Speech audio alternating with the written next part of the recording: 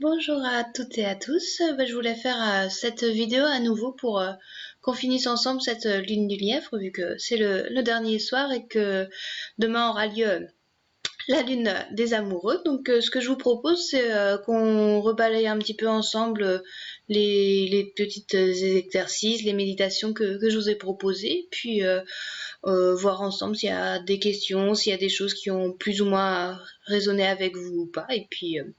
Et puis je pense que je vais faire la partie en deux fois aussi parce que j'ai un petit peu de mal à voir les commentaires vu que j'ai préparé une petite présentation et je vais la diffuser sur mon écran.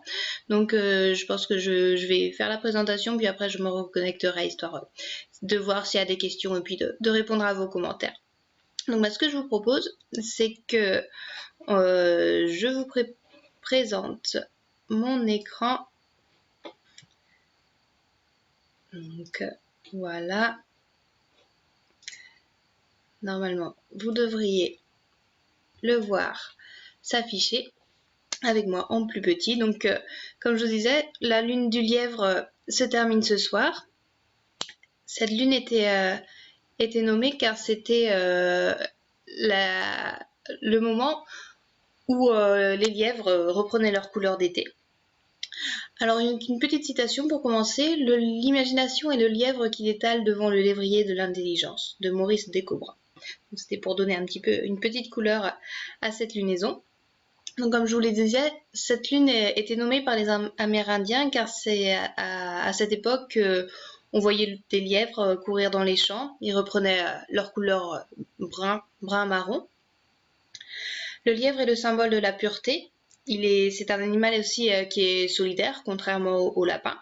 Et ils vivent pas dans des tunnels sous terre qui est plutôt le fait du lapin lui aussi.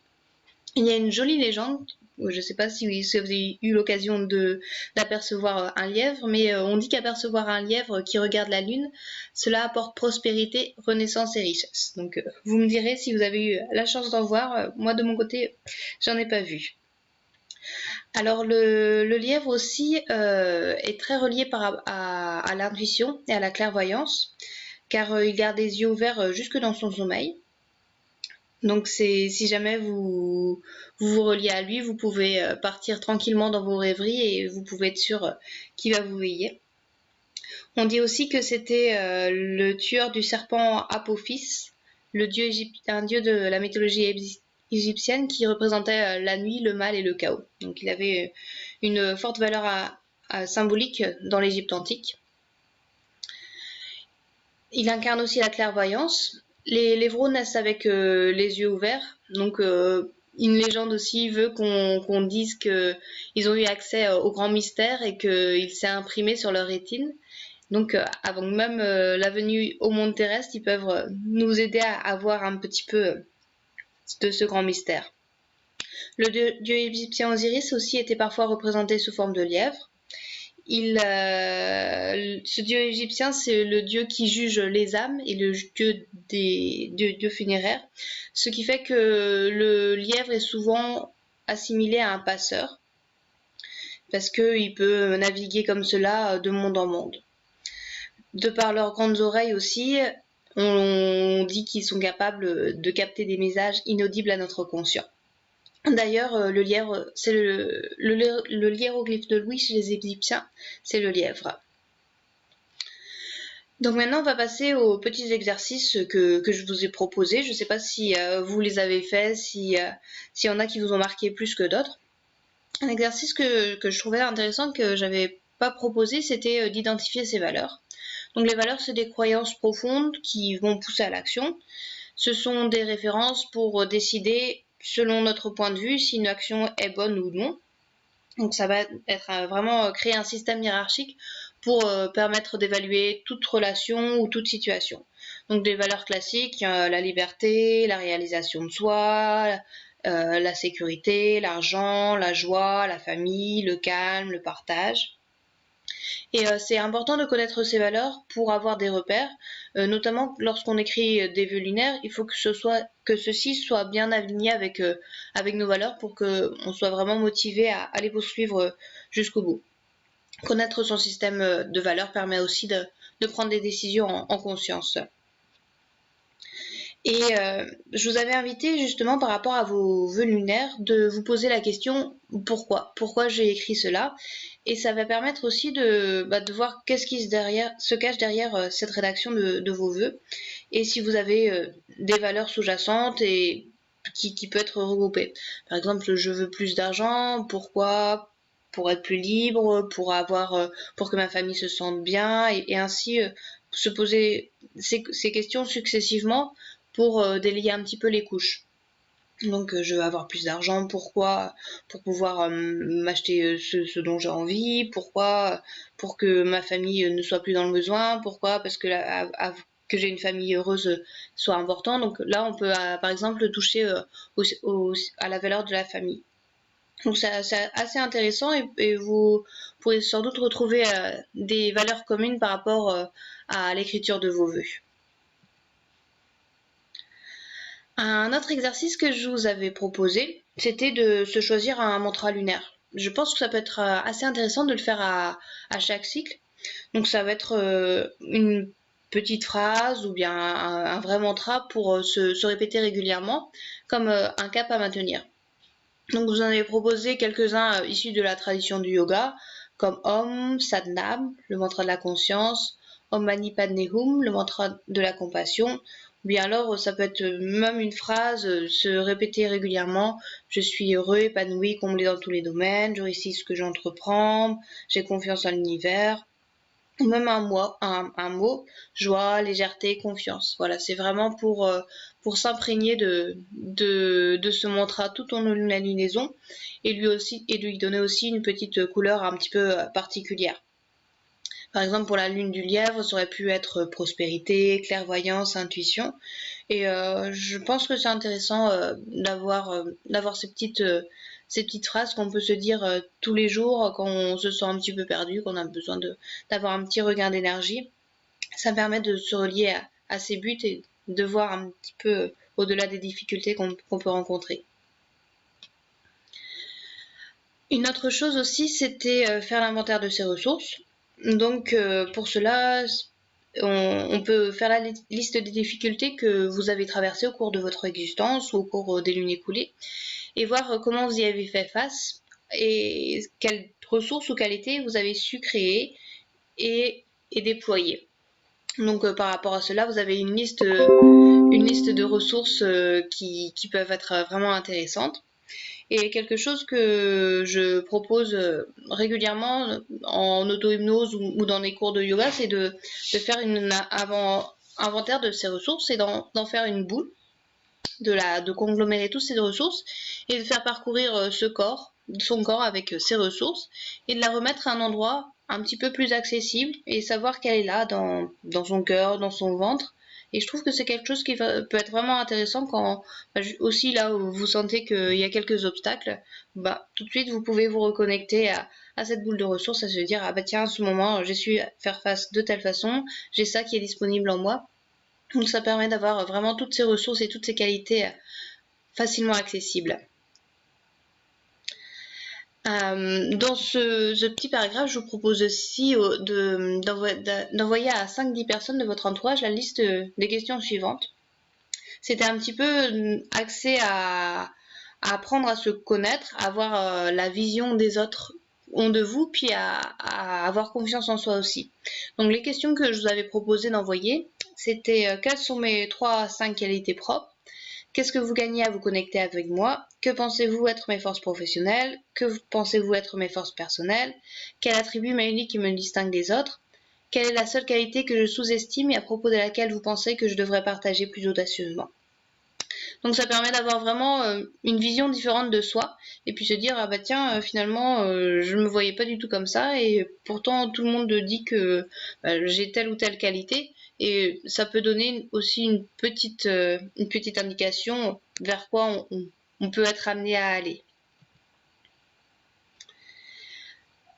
Je vous avais aussi proposé de renouer avec votre pratique de yoga, et puis comme ça m'avait été suggéré, j'ai ajouté cette fois-ci une petite posture pour chaque jour. Je pense aussi que je referai cette fois pour la prochaine lune. Bon, les postures, ça va pas forcément bouger, parce que c'est un petit peu lié aussi à la phase de la lune, des postures un petit peu plus introspectives en nouvelle lune et plus guerrières, on va dire, en lune croissante.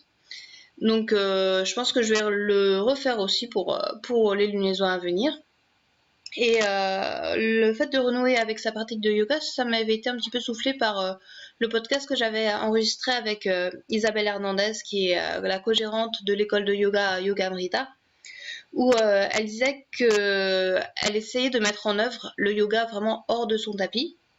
Et pour cela, elle se connectait au Yoga Sutra de Patanjali, et notamment la proposition « ferme et aisée doit être la posture ».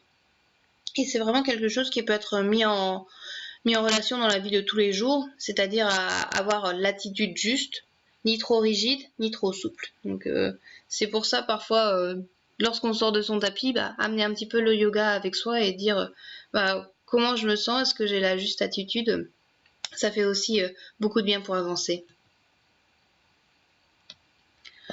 Ensuite, quelque chose que je vous propose par contre assez régulièrement, mais qui est très intéressant et qui permet aussi de bien avancer, c'est de visualiser sa vie future idéale. Donc pendant une dizaine de minutes, vous pouvez vous laisser aller à rêvasser pour imaginer comment serait votre vie une fois que vous avez atteint vos objectifs. Et là, vous mettez vraiment le plus de détails possible. La maison de vos rêves, elle est comment, la décoration, essayez d'y associer aussi tous les sens, quelle température il fait, quelles odeurs vous sentez, comment vous vous sentez dans votre corps aussi, tout ce qui peut vous aider à vous relier à ce rêve futur, ça va être vraiment très intéressant et ça va permettre d'une part de vous motiver pour le réaliser et aussi de vous connecter concrètement à votre rêve. Donc je pense que c'est un exercice qui est vraiment très très intéressant à faire régulièrement. Une autre chose aussi que je vous proposais, c'était de vous poser la question par rapport à vos objectifs, vous dire « et si c'était facile ?» À chaque fois, vous vous demandez « et si c'était facile, ça serait comment ?» Ça permet de voir les choses plus simplement et puis de passer parfois outre les questions qu'on se pose qui n'ont pas forcément lieu d'être. Par exemple, et si c'était facile d'avoir confiance en moi, ça serait comment ? Je me sentirais bien, je pourrais parler facilement aux gens, j'aurais la poitrine plus ouverte et peut-être la prochaine question c'est pourquoi pas le faire. Donc c'est vraiment intéressant de se poser cette question et si c'était facile et de voir que au final les choses peuvent être vraiment à notre portée. Un autre exercice aussi c'était habiter son corps. Voilà, ça rejoint aussi la pratique du yoga. C'est intéressant de parfois s'hyper associer à son corps pour ressentir les moindres sensations, la respiration, les battements du cœur, le sang qui pulse. Ça permet aussi, par rapport à la lune du lièvre, d'apprendre à écouter son intuition, car souvent les premiers signaux que quelque chose est bon ou pas bon pour nous, ça va être vraiment dans le corps, ça va être l'estomac qui se noue, au contraire le cœur qui bat un peu plus vite, un sentiment d'excitation. Donc c'est aussi important de s'associer, de s'hyper associer à son corps. Et comme j'avais lancé la dernière fois, je voulais faire un petit concours pour la lune du lièvre. Donc cette fois-ci, c'est Eugénie qui a gagné. Il n'y a pas eu beaucoup de participants, mais l'illustration d'Eugénie était très jolie, puisque c'était un lapin qui fixe la lune. Donc je pense qu'il nous a apporté au moins à toutes et à tous chance et prospérité, et qu'au moins on a eu l'occasion d'en voir un. Donc félicitations Eugénie, et je pense que je prendrai contact avec toi par message privé ou toi tu n'hésites pas pour se prévoir une petite séance d'auto-hypnose si ça te tente. Et la prochaine lunaison, donc qui commence demain, c'est la lune des amoureux. Pour cela, je vous ai mis une petite citation de Jean Cocteau. Le verbe aimer est difficile à conjuguer, son passé n'est pas simple, son présent n'est qu'indicatif et son futur est toujours conditionnel. Donc voilà, je ne sais pas où ça va nous mener, mais je pense que ça va être une belle lune assez euphorique et j'espère qu'elle sera placée bien sûr sous le signe de l'amour. Par rapport aux différents projets, pour terminer sur cela, Toujours notre week-end de bien-être le 28-29 septembre à Brossy. Donc pour l'instant, il n'y a pas de lieu. On est en train d'essayer de voir un petit peu ça. Si vous avez des idées, des bonnes pistes, n'hésitez vraiment pas à nous dire. Ça pourrait beaucoup nous arranger. Et si vous voulez vous inscrire aussi, bon, pour l'instant, on n'a pas trop défini de nombre de personnes. Je pense qu'on devrait a priori une dizaine. Mais voilà, n'hésitez pas à me contacter ou à laisser un message dans le groupe si vous voulez plus d'informations. De mon côté, je suis aussi en train de créer un atelier en ligne pour se relier à la Lune. Moi, j'espère que tout ça sera prêt d'ici septembre. Ça devrait être un atelier en ligne. Donc, je travaille un petit peu sur ça. Puis, votre groupe me permet aussi d'expérimenter quelques petites choses et voir ce qui accroche le plus ou pas. Et je compte faire aussi un petit peu plus de vidéos, de méditation. Je vous avais proposé une petite méditation sur les chakras. Les comptes aussi, j'avais 2 ou 3 comptes de yoga que j'aimerais peut-être passer en vidéo et des séances de yoga. Donc ça, c'est mon prochain objectif. Et puis toujours continuer les podcasts aussi. J'en ai d'ailleurs tout à l'heure un de prévu avec Catherine. Donc bon, c'est quelque chose qui me tient à cœur et je trouve que c'est intéressant de discuter comme ça avec vous. Et puis aussi, si jamais vous avez d'autres suggestions, voilà, vous n'hésitez pas à m'en faire part. Donc voilà, je vois qu'il y avait Myriam qui était présente aussi et Céline Akar. Merci aussi pour vos commentaires. Et puis quant à moi, je vais vous retrouver demain pour la Lune des Amoureux. Après, je pense que la vidéo restera disponible et si vous voulez les slides de la présentation, vous n'hésitez pas non plus. C'est quelque chose, si ça vous intéresse, je peux les mettre à disposition du groupe. Et je vous souhaite une très belle soirée et puis je vous dis à bientôt.